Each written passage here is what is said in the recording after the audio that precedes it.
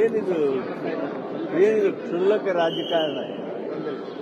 ಇಂದಿರಾ ಗಾಂಧಿಯವರ ಬಗ್ಗೆ ಮಾತನಾಡುವ ನೈತಿಕ ಶಕ್ತಿ ಇದೆ ಅವರಿಗೆ.